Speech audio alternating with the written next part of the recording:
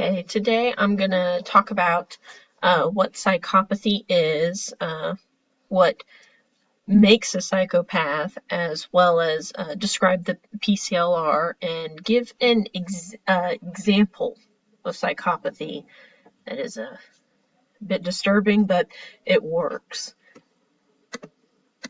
So first, what is psychopathy? Psychopathy is defined as a constellation of affective, interpersonal, and behavioral characteristics, though it is not in the DSM-5, nor is it in any of the previous DSMs, which ultimately causes a lot of confusion.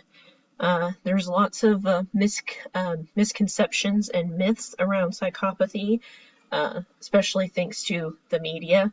Looking at you, American Psycho. It's often confused with antisocial personality disorder or psychosis, though it is common for those who were diagnosed with psychopathy later on in life to have been diagnosed with ASPD or operational defiance disorder in childhood. And the Psychopathy Checklist Revised is used to diagnose psychopathy. But what is a psychopath?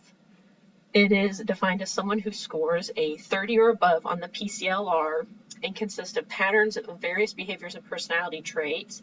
It is ultimately a personality disorder, and these behaviors and personality traits are described in the PCLR, and that is what's commonly used to describe these aspects of psychopathy, which I have on a later slide. But first, what is the PCLR? It stands for the Psychopathy Checklist Revised. It was created by Robert Hare in 1991, though the original, the PCL, was created in the 70s, and it was used to operationally define psychopathy.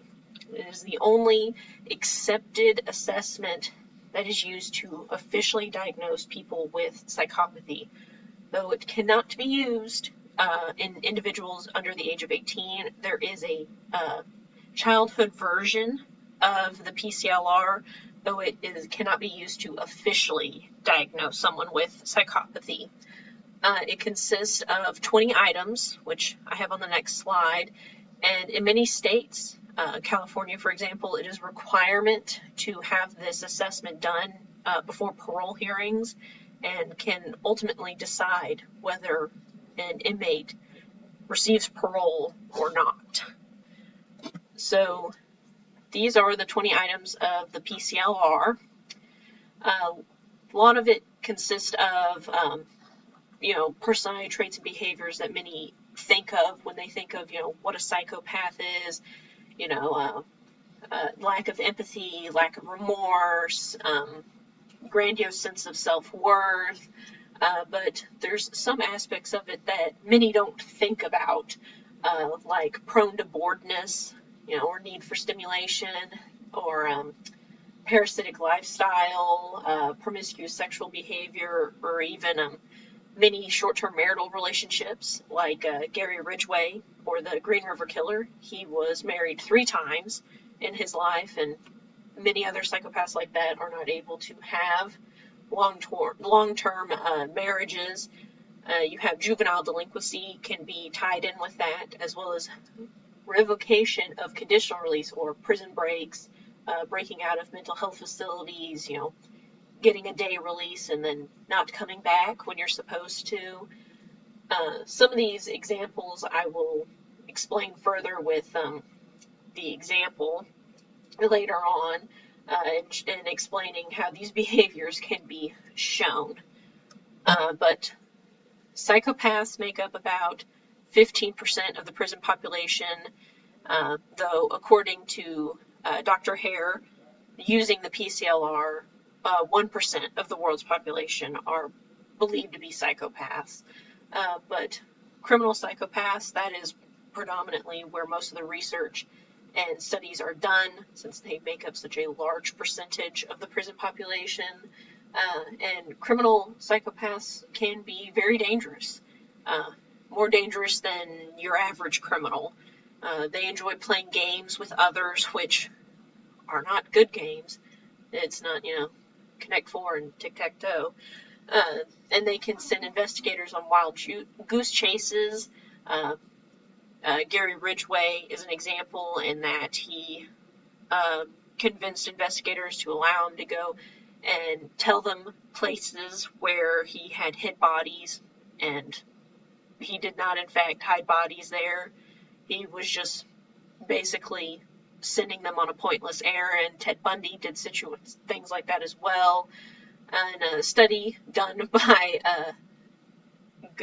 Gakono, probably mispronounced that, malingering or faking different mental illnesses. Psychopathic patients were involved in a sexual relationship with a female staff member.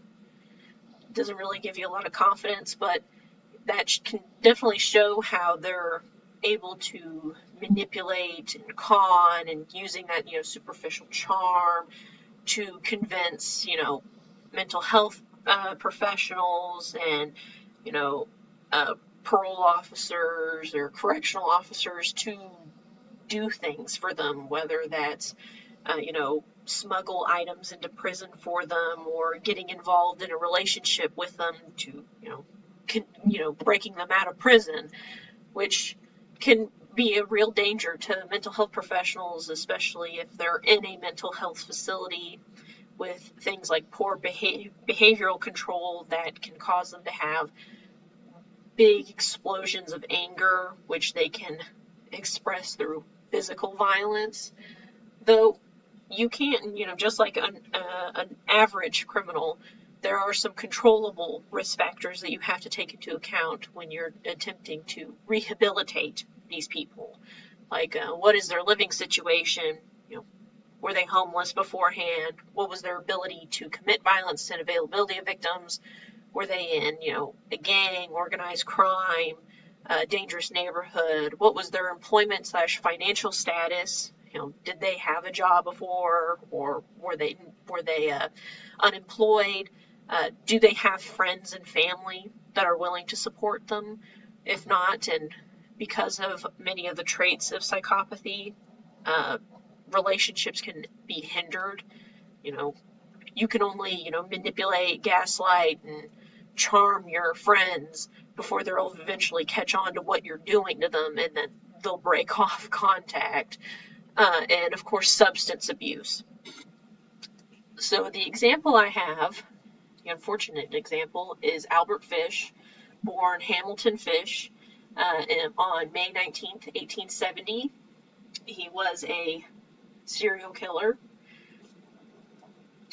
He was a serial killer, and he was known by many names, notably the Boogeyman, the Gray Man, Brooklyn Vampire, the Werewolf of Wisteria, the Moon Maniac, and he had lots of hobbies. He was involved with cannibalism, which was detailed in a letter that he sent to one of the victim's family, 12-year-old Grace Budd, where he abducted, strangled, and then cannibalized her body in 1928, and he sent a letter to Grace's mother in 1934, where he not only detailed the gruesome killing of her daughter, but also the gruesome murder and cannibalization of two boys, both named Billy, ages 7 and 11. This letter is what ultimately got him caught. Luckily, though, he did not get executed until 1936. He had a very troubled childhood.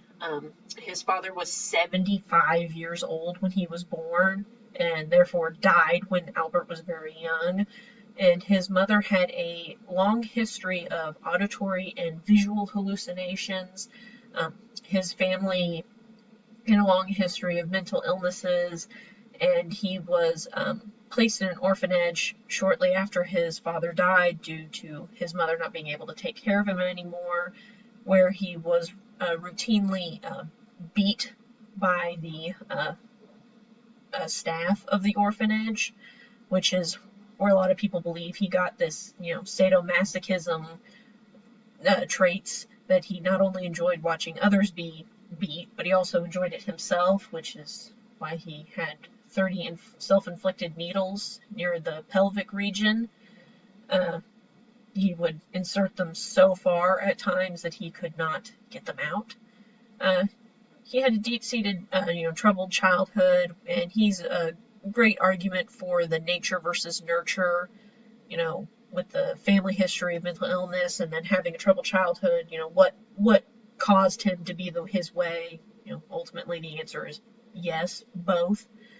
He was convicted of 3 homicides of Grace Budd and then the 2 boys, and he was interviewed by a physician where he later claimed, which this is where the pathological lying aspect comes into it, and maybe even the grandiose sense of self-worth, where he claims that he killed over 100 children, molested over 400, and that he did a lot more than they have evidence of.